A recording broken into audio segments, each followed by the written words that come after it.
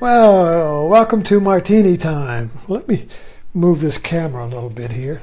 Too close. There you go. Okay. Welcome to Martini Time. Let's see what the monkey's going to chase today.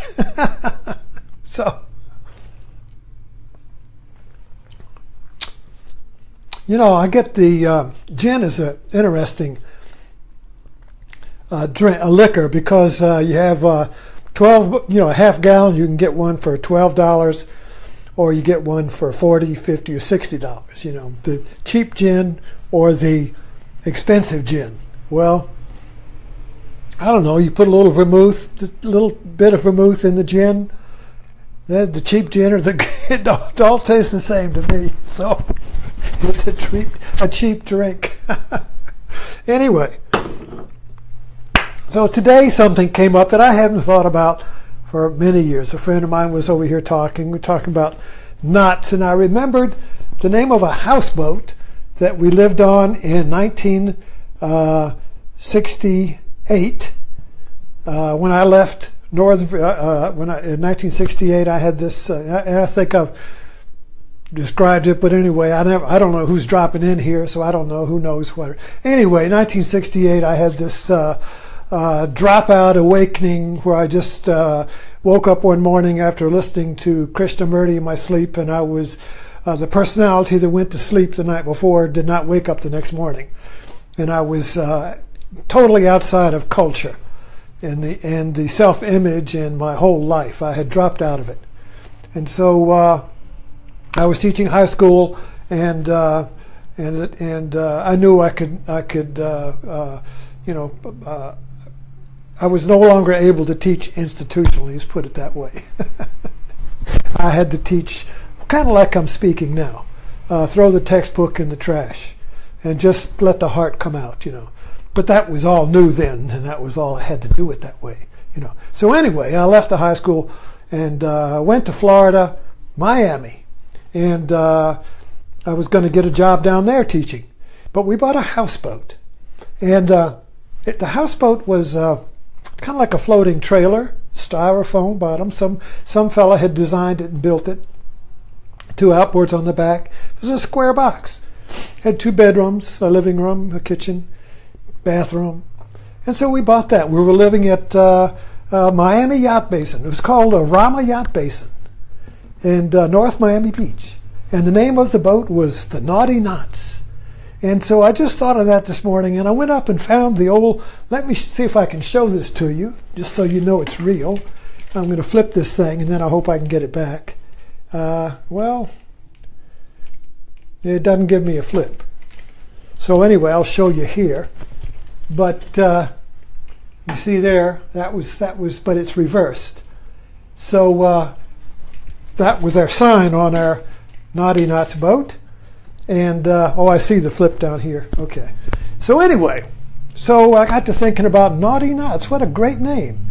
Oh, by the way, we were living in Miami, Rama Yacht Basin, which was just a little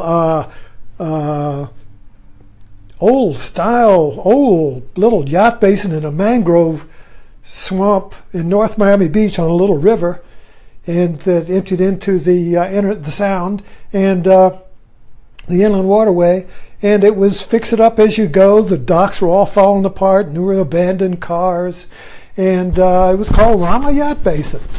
And I began writing poetry called Rama, the Birth of a Soul. And little did I know that when I began to practice yoga, my guru would be Swami Rama. How about that? So anyway, so we were Naughty Knots. So I began to think about Naughty Knots. And then I thought of the Buddha's teaching, and let me read it to you, because I'm going to make a little parable according to Ed's parables. So this was the teaching that I always resonate with. And once when Gautama, the Buddha, came to teach his disciples, he was carrying a beautiful silk handkerchief in his hands. Thousands of disciples were waiting, and they saw him walking towards them.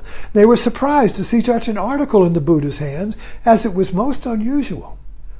When the Buddha addressed the gathering, he asked, "What do you see?" and they said a beautiful silken handkerchief. Then slowly the Buddha started to put knots on the handkerchief, one after another, until he put 5 knots there. Then he asked whether it was the same handkerchief. His disciples answered that it was the same handkerchief, yet different, as it had knots now. In knots now, the Buddha said, "That is what I want you to understand. You are all Buddha, but you cannot see the silken fine fabric because you are in knots. I am the same handkerchief, but without the knots." Then he went to pull the handkerchief from both sides and asked whether the knots would open that way. They spoke in unison, saying that this way the knots would in fact tighten and become more difficult to open. Then the Buddha asked, "Why do you try to open your knots by pulling?" He continued to say that while your intention in doing so is good, your very doing is its undoing. In trying too hard, taking too much trouble, you are making the knots complicated. He then further asked that if he needed to open the knots, what was needed to be done? The monk answered that he would come close, observe, and try to understand how the knots were formed. And if one saw how they were formed, one could be able to undo them. The Buddha said that is right, and ended the sermon saying this is all he wanted to teach them. He ended by saying they needed to meditate upon their own knots. Now, this is a very powerful story, and to me, it is a story that explains what mindfulness is. So I thought of naughty knots, and I thought of the silk scarf with the knots in it, and I've been reading today in Joseph Chilton Pearce's book, Bond of Power, and he talks about how our culture is chasing knots. We chase error.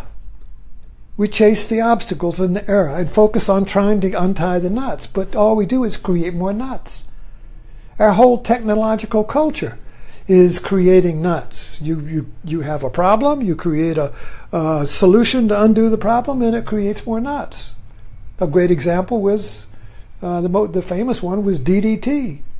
Oh, we got these bugs, they're knots. Let's get rid of the bugs. DDT gets them all done. It's great. Unties all the knots. But then it created more knots. Killed everything. So that's kind of like the way our culture, it just keeps adding multiplying knots. Because we're focused on trying to pull the knots instead of trying to be mindful of the knots and relax. So mindfulness is relaxing the knot. When you got a knot, that's a tension. A knot is a tension in your mind with something or somebody or yourself. We all know what that is. A tension. It's painful. If you go to a massage therapist and they start working on your back, you got tension. Ooh. And you go, oh God, press it. Oh, the pain is so good. Oh. You see? So the therapist is releasing the tension by going into the tension, not by rubbing you somewhere else. The therapist was they're going to go right into that thing. And you say, it hurts so good. You see? So that's kind of like physical mindfulness in a way. Because instead of pulling it, trying to pull that thing apart, you see, you relax. And you become mindful of the knot. Now, this is where I wanted to share with you the naughty knots. Because it's a metaphor. Now, a metaphor is a very handy tool. Now, say naughty knots. Now, if you remember this story about the naughty knots, and the next time you feel a tension, a knot, you feel that frustration, you feel the anger building, you feel you got an obstacle, you feel this person is so ignorant, this opinion is so ridiculous, this person is so stupid. I got electrum, I got to fix it, you see. They need my untying. They're all in a knot. They need me to yank it. Maybe, get that knot out of there. Let me fix it for you. Fixing a knot, you see. We all want to fix the knots. But this teaching is just the opposite. Relax. and be mindful of the knot. Now the doorway to this is why I'm giving you this metaphor now. You can use this, you see. Naughty knot. So a naughty knot is, oh, you naughty boy. How we use this, with some child or something does something. Oh, you naughty boy. See? Naughty means you're bad but cute. Naughty means you're not seriously bad. You're naughty bad. So there's a little bit of humor behind it. You're a little relaxed. Oh, you naughty boy. That you're not, oh, you kind of like laugh at it a little bit. It's not serious. You're not going to hit him. You're not going to beat a naughty boy. You see, you're not going to beat the knot that's naughty. A naughty knot. A trickster. A little joker, he's playing a joke on you, you see. So it's naughty. Just get the feeling of that. So the next time you feel a tension, it's serious. They're not serious if you're tense. But then say, oh, there's a naughty knot. Let me relax. Let me just be mindful of it and see how it's made up. Let me just relax my effort to untie it and just relax with it. Naughty knot. You naughty knot. You naughty, naughty knot, you see. And so you relax with it. And then you can let the knot, when you relax with it, that's called being mindful of it. Being mindful is non-judgment. Being mindful is not judging. It's not having any opinion about it. It's not right or wrong. It's just this. So you relax with it and look at it. Be aware of it. With no goal in mind. You're just curious. You just relax. What is this? What is this naughty knot, you see? And that way you can play with this. You have to do this. You can't just say, oh, that's an interesting idea. That's a nice teaching. What else you got? No, you have to use it. You have to play with it. You have to apply it to your own knotty life, you see. And don't tell me we don't have a lot of knots. Oh, we got knots, you see. And also this whole naughty knots is a play on not, N-O-T, not. So most of us have a knee-jerk reaction of not that, not this, no, not. We just knee-jerk reaction, not. That's a knot. You see, that's a knot too, you see. Yes is not a knot. No is not. No is a knot. A knot. So anyway, this whole practice, you see, is applied teaching. So you take the teachings of the Buddha and you test it. Well, let me see if this works. So you test it in your life. Nobody has to know. You just test it. You say, well, let me play with this naughty knot. If you call it a naughty knot, right? If you call, next time you are aware of a tension, if you call it and say, oh, here's a naughty knot, I'll guarantee you that will change the way you're relating to that knot.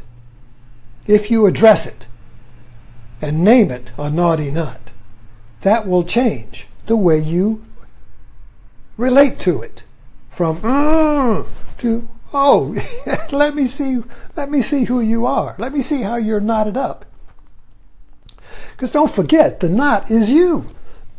You think the knot is caused by somebody else or some situation or some irritation in your plan, some obstacle in your plans. Not, you see. We think that's blamed. It's something out here in the world. No, it's you that's tied in the knot. So I would think that we would be interested in having a little compassion for ourselves, having a little love for ourselves, having a little compassion because we're hurting. We're tied in knots. We're tied in knots, you see. The whole country's tied in knots. But then we're the country, so we're tied in knots. And we're tied in knots, the country's tied in knots. So it's a mutual exchange. The country's tied in knots. That makes us feel like we're tied in knots. I'm tied in knots, and that contributes and creates the country tied in knots. So it's an interactive knot tying, you see. I tie you, you tie me. We tie together, you see. So it all begins at home. If you want to untie the country's, the nation's knots, you have to begin with yourself. If you look at America as being one big knot, you can't untie it. You know, the people elected Trump to untie the knots, and look what that happened. It's just more knots, you see. So this whole idea,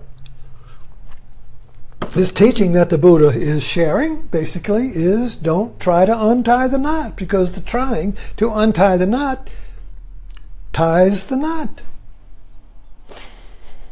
The only way to untie the knot is to relax, untying the knot by awareness of the knot. And so this is a helpful metaphor. A metaphor is a different way to approach a persistent problem, you see. So it becomes a tool, like something you would use to pry open a box, a claw hammer you would use to pull out a nail, some knitting needles you would use to untie the knot, you see. So the metaphor is a tool that if you remember it, that's the key, remembrance. So the next time you're hung on a cross, you see, to me, this is the metaphor of the cross, you see. Jesus is hung on a knot. So next time you feel like you're hung up in a knot, you see, you're on a cross. That's suffering. You've got thorns. You're on a cross, you see. How do you get off the cross? You see? Well, you accept it. Now, mindfulness basically is accepting the knot. You feel the knot, you accept it. When you're accepting it means you're not resisting it. Resisting the knot means I've got to untie the knot, you see. And it begins to be a tape loop. Whoa. Bam, you see. You can't stop that.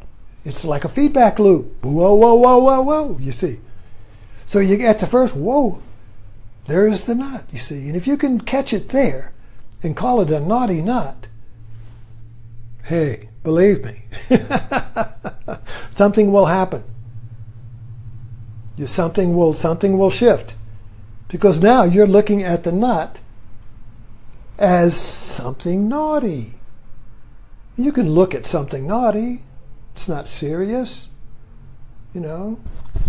So you're okay with it.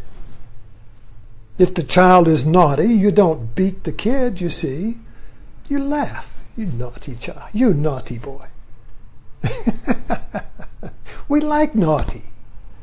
Naughty makes us laugh. You see, my uncle was naughty. He used to leave stuff like this all around. You see, I gave a lot of them away, but you put this on your finest furniture, and somebody comes by and says, oh no, look, somebody spilled fingernail polish on your furniture. And then they look closely. Oh, you naughty boy.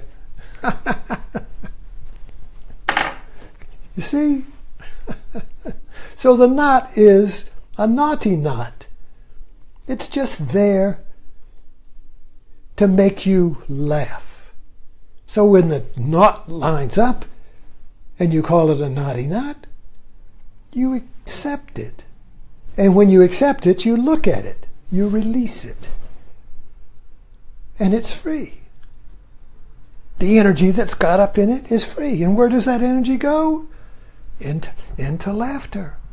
Into creativity. Into joy. Into peace. Into release. You have released your knot, and you didn't need anybody to do it.